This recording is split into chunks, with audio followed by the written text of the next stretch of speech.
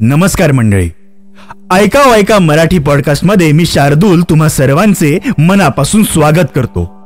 आधुनिक भारताचे शिल्पकार लोकमान्य बाळ गंगाधर टिळक यांना त्यांच्या पुण्यतिथी निमित्त ऐका मराठी पॉडकास्टच्या संपूर्ण टीम कडून विनम्र अभिवादन। भारतीय स्वातंत्र्य चळवळीचे दीपस्तंभ आणि जनतेच्या मनातील खऱ्या अर्थानं लोकमान्य ठरलेले नेते म्हणजे बाळ गंगाधर टिळक। स्वराज्य हा माझा जन्मसिद्ध हक्क आहे आणि तो मी मिळवणारच, हे टिळकांचे घोषवाक्य आजही भारतीय स्वाभिमानाचे प्रतीक मानले जाते। त्यांच्या पुण्यतिथी निमित्त आपण त्यांच्या तेजस्वी जीवन प्रवासाचे स्मरण करणे हे प्रत्येक भारतीयाचे कर्तव्य आहे। बाळ गंगाधर टिळकांचा जन्म 23 जुलै 1856 रोजी रत्नागिरी जिल्ह्यातील चिखलगाव येथे एका चित्पावन ब्राह्मण कुटुंबात झाला। बालपणापासूनच त्यांची बुद्धी तीव्र व जिज्ञासू होती। त्यांनी पुणे येथून पदवी प्राप्त केली। गणित व संस्कृत विषयात त्यांचा गाढा अभ्यास होता। शिक्षण पूर्ण केल्यानंतर त्यांनी काही काळ अध्यापन केले, परंतु देशसेवेची आसक्ती त्यांना शिक्षकापेक्षाही अधिक मोठ्या वाट्यावर घेऊन गेली। टिळकांनी सार्वजनिक जीवनात प्रवेश करताच सामाजिक जागृतीसाठी लोकशिक्षण हे साधन मानले। त्यांनी केसरी आणि मराठा हे वृत्तपत्रे सुरू करून ब्रिटिश सत्तेत अन्यायकारक धोरणांचा खरपूस समाचार घेतला। त्यांच्या लेखणीत प्रखर राष्ट्रवाद, सामान्य जनतेपर्यंत सत्य पोहोचवण्याचे आणि त्यांना जगवण्याचे हे एक प्रभावी माध्यम ठरले।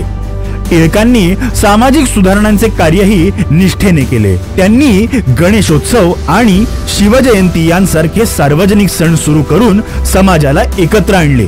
त्यांनी जनतेच्या मनात राष्ट्रप्रेम जागवले आणि विदेशी सत्तेविरुद्ध एकात्मता निर्माण केली। त्यांनी हिंदू मुस्लिम ऐक्य यावर भर दिला आणि संपूर्ण भारताला एक सूत्रात बांधण्याचा प्रयत्न केला।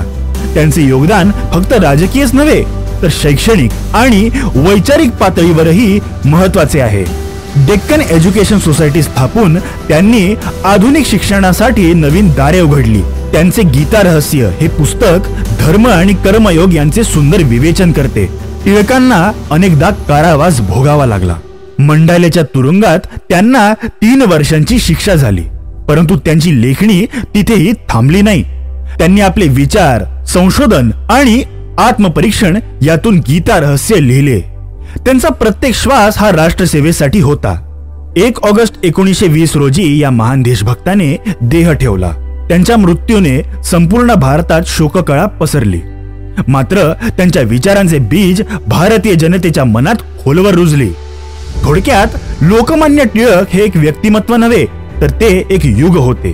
त्यांनी समाजाला स्वाभिमान, संघर्ष आणि समर्पण शिकवले। त्यांचे विचार आजही तितकेच प्रेरणादायी आहेत।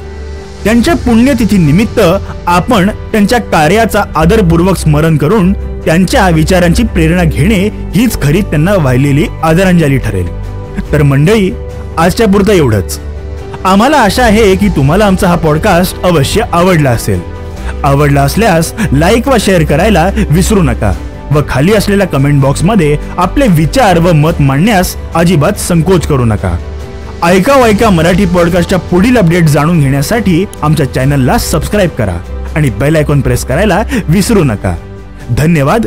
जय हिंद, वंदे मातरम।